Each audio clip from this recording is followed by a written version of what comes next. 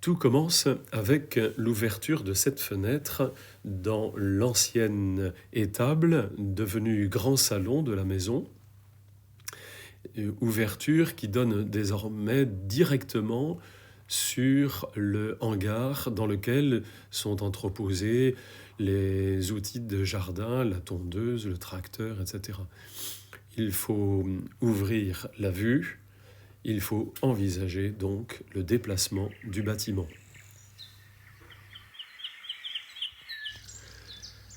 Voici comment était le hangar à l'origine.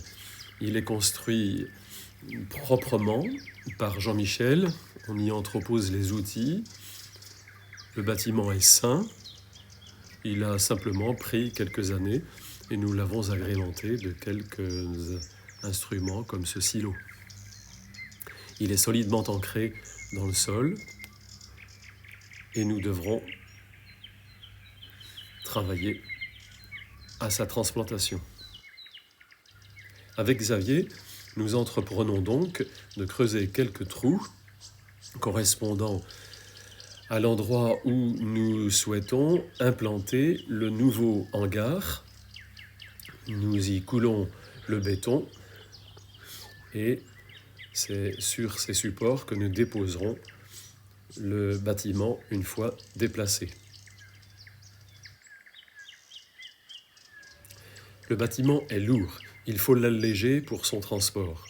Nous devons donc retirer une à une les lattes qui entourent le bâtiment.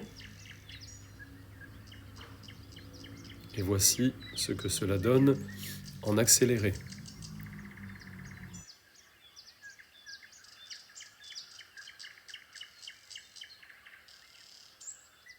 Un premier côté est démonté en l'espace d'une demi-journée.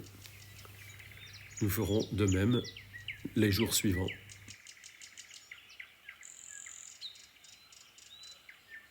Avec l'aide précieuse d'Agnès, nous entreposons méthodiquement chacune des lattes en prenant soin d'enlever les clous qui ne seront plus utiles pour le repositionnement.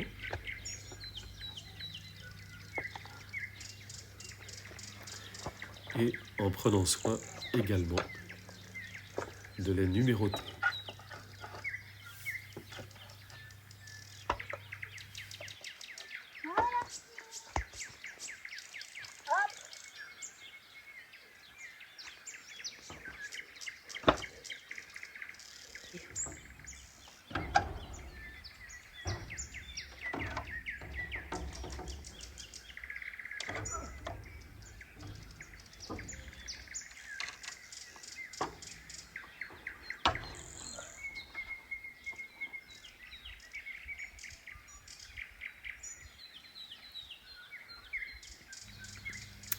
Après avoir laissé sécher les plots de béton sur lesquels nous allons reposer d'ici quelques jours le bâtiment, il faut refaire les calculs, réajuster de telle manière que le positionnement soit parfaitement horizontal.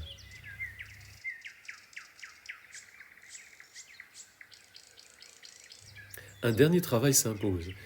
Il va falloir ajouter quelques pièces de bois, d'une part pour empêcher le bâtiment de se déformer pendant le transport, et par ailleurs des bastings à l'horizontale qui permettront le soulèvement du bâtiment par l'équipe qui aura été sollicitée.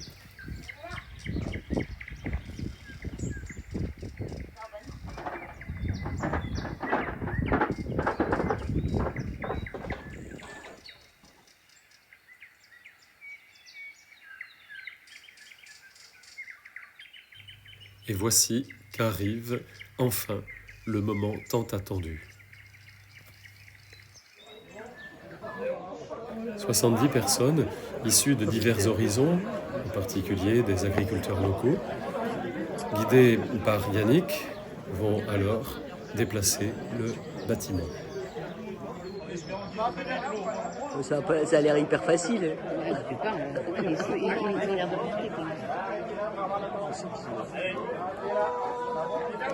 C'est génial. Vers le mur.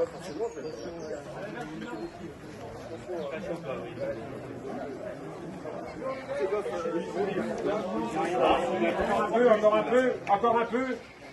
Vous êtes bon tout le monde? Prêt pour poser, poser. Un poil de l'autre côté.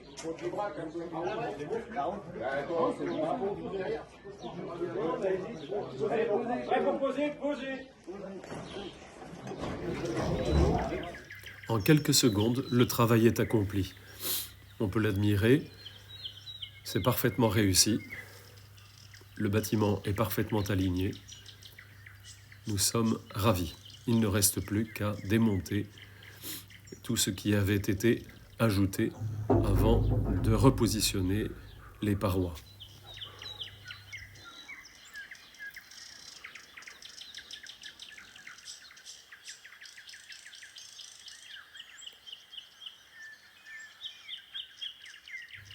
Et sans tarder, Hippolyte s'y emploie à l'aide de la clouteuse achetée pour l'occasion.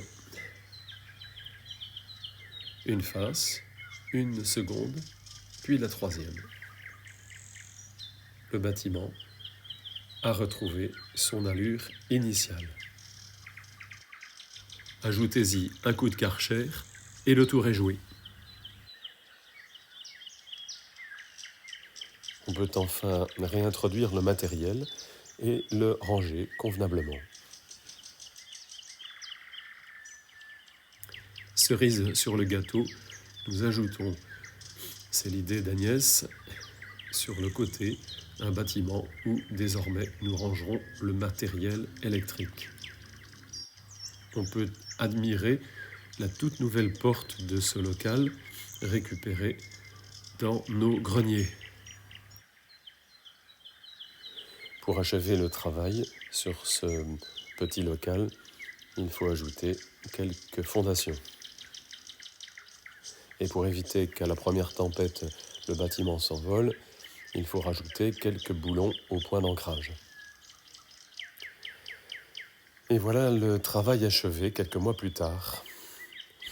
Le bâtiment a retrouvé ses marques dans son nouvel emplacement.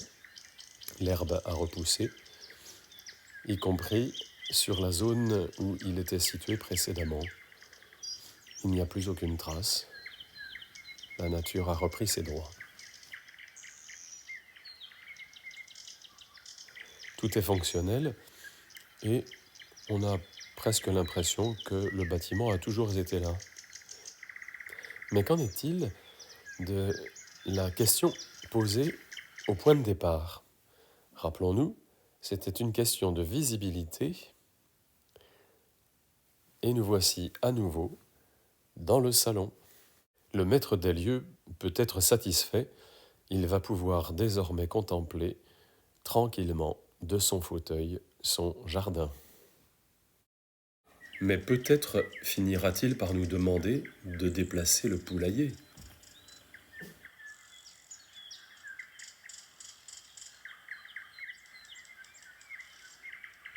Fin. Nous pouvons remercier tous ceux qui, d'une manière ou d'une autre, ont contribué à ces travaux qui se sont étendus entre mai et juillet 2022.